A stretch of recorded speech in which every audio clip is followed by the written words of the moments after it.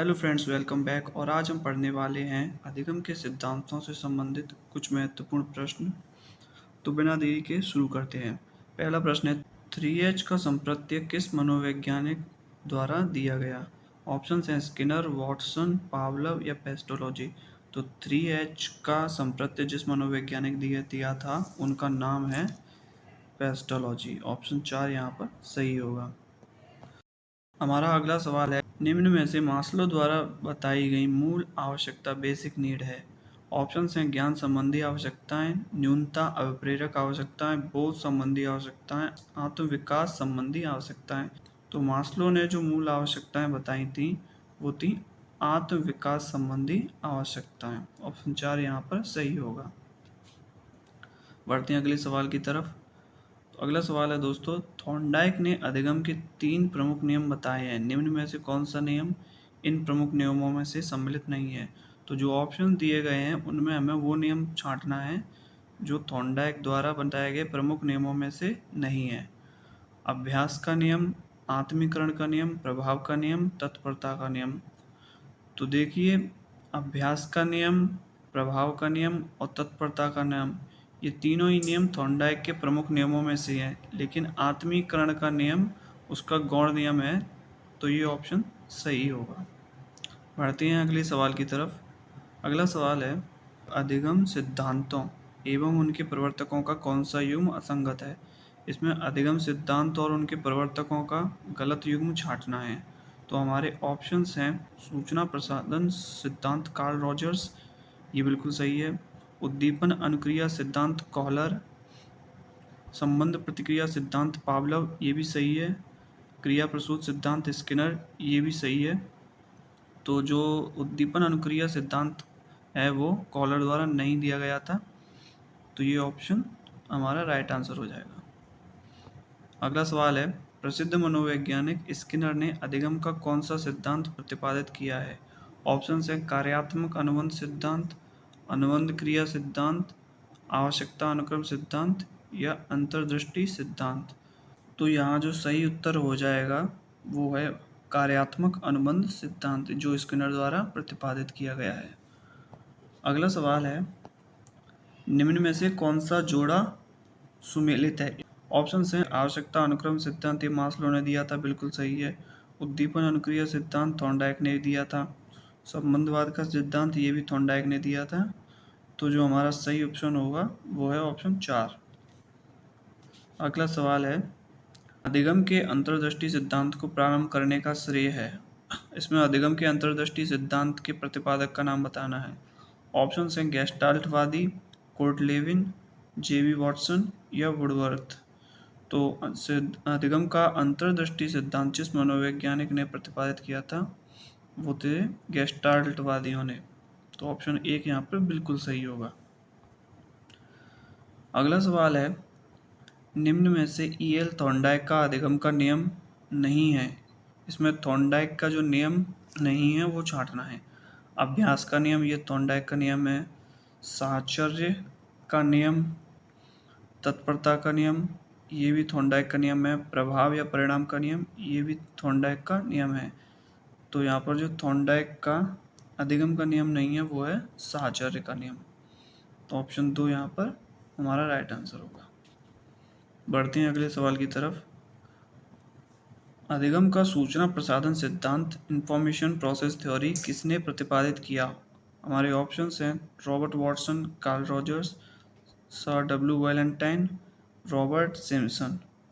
तो सूचना प्रसाधन सिद्धांत जिस मनोवैज्ञानिक ने प्रतिपादित किया था वो थे कार्ल रॉजर्स। ऑप्शन 2 यहाँ पर बिल्कुल सही होगा। हमारा अगला सवाल है, उद्दीपन एवं अनुक्रिया बंध स्थापित होना ही अधिगम है। यह कथन किस अधिगम सिद्धांत पर आधारित है? इसमें वो अधिगम सिद्धांत बताना है जिसमें उद्दीपन और अनुक्रिया दोनों में बंधन स्थापित हो जाता है। तो हमारे ऑप्शंस हैं प्रयास एवं त्रुटि का सिद्धांत, परंपरागत अनुबंध प्रक्रिया का सिद्धांत, सक्रिय अनुबंध अनुक्रिया का सिद्धांत, अधिगम का क्षेत्र सिद्धांत। तो इन चारों ही ऑप्शन में से जिसमें उद्दीपन और अनुक्रिया में बंध स्थापित हो जाता है वो है प्रयास और त्रुटि का सिद्धांत। इसमें उद्दीपन को देखते ही तुरंत अनुक्रिया होती है। तो ऑप्शन 1 यहाँ पर बिल्कुल सही होगा। बढ़ते हैं अगले सवाल की तरफ। अगला सवाल है दोस्तों, अस्वाभाविक उत्तेजक के प्रति स्वाभाविक उत्तेजक के समान अनुक्रिया करना ही सीखना ही अधिगम है। यह कथन किस सिद्धांत पर आधारित है? ऑप्शन है प्रयास एवं त्रुटि का सिद्धांत, संबंध प्रतिक्रिया सिद्धांत, क्रिया प्रसूत अनुबंधन सिद्धांत, अधिगम का क्षेत्र सिद्धांत। तो इसमें अस्वाभाविक उत्तेजक और स्वाभाविक उत्तेजक जिस सिद्धांत के अंतर्गत आते हैं वो सिद्धांत है संबंध प्रतिक्रिया का सिद्धांत। ऑप्शन 2 यहाँ पर बिल्कुल सही होगा। बढ़ते हैं अगले सवाल की तरफ। हमारा अगला सवाल है, अधिगम के पुनर्वलन सिद्धांत के प्रतिपादक कौन है? तो इसमें पुनर्वलन सिद्धांत के प्रतिपादक का नाम बताना है। CL क्लार्क, क्लार्क एल हल, स्पीयरमैन या एच जड। तो देखिए, अधिगम के जो पुनर्वलन सिद्धांत है उसके जो प्रतिपादक है उनका नाम क्या है? उनका नाम है CL हल, क्लार्क एल हल। तो ऑप्शन 2 यहाँ पर बिल्कुल सही होगा। बढ़ते हैं अगले सवाल की तरफ। अगला सवाल है, हर्शबर्ग मास्लो ने व्यक्ति की मूल आवश्यकताओं के अनुक्रम में प्रथम क्रम पर किन आवश्यकताओं को रखा है? ऑप्शन है सुरक्षा संबंधी आवश्यकताएं, शारीरिक आवश्यकताएं, संबंधिता एवं स्नेह संबंधी आवश्यकताएं या आत्मसम्मान संबंधी आवश्यकताएं। तो देखिए, जो सबसे पहले मूल आवश्यकता होती है व्यक्ति की वो होती है अब उसकी शारीरिक आवश्यकताएं। तो ऑप्शन 2 यहाँ पर सही है। हमारा अगला सवाल है दोस्तों, तत्परता या किसी कार्य के लिए तैयार होना युद्ध को आधा विजय कर लेना है। यह थॉर्नडाइक के तत्परता के नियम के संबंध में यह वाक्य कहा है। तो जो थॉर्नडाइक का तत्परता का नियम था उसमें ये वाक्य किसने कहा था वो बताना है। ऑप्शन है वुडवर्थ, वॉटसन, कार्लसनिक तो भाटिया। तो जो हमारा सही आंसर होगा ये वाक्य जिसने कहा था उनका नाम होगा HL भाटिया। ये HL भाटिया जी ने थॉर्नडाइक के तत्परता के नियम के बारे में कहा था। हमारा अगला सवाल है, थॉर्नडाइक ने अधिगम के कुल कितने नियम बताए हैं? हमारे ऑप्शंस हैं 3, 5, 8 और 6। तो थॉर्नडाइक ने अधिगम के कुल जो नियम बताए हैं वो हैं 8। देखिए, 3 मुख्य नियम और 5 गौण नियम, उन सबको मिलाकर कुल 8।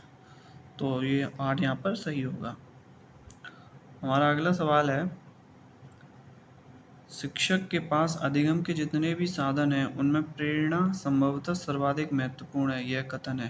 तो देखिए, प्रेरणा को किसने सर्वाधिक महत्वपूर्ण बताया था यहाँ वो बताना है। ऑप्शन है थॉर्नडाइक, स्टीफेंस, स्किनर या मास्लो।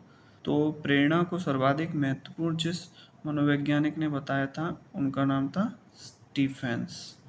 स्टीफेंस ने शिक्षक के सभी साधनों में प्रेरणा को सबसे महत्वपूर्ण बताया है। बढ़ते हैं अगले सवाल की तरफ। हमारा अगला सवाल है, अपनी संपूर्ण विषय सामग्री को छोटे छोटे खंडों में विभाजित करके छात्रों के समक्ष प्रस्तुत करता है। यह अधिगम के किस नियम पर आधारित है?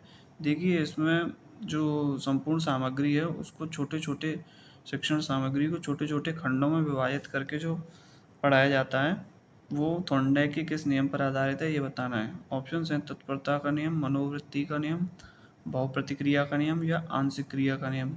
जो विषय सामग्री को छोटे छोटे खंडों में करके पढ़ाया जाता है, नियम के आधार पर पढ़ाया जाता है, वो है आंशिक क्रिया का नियम।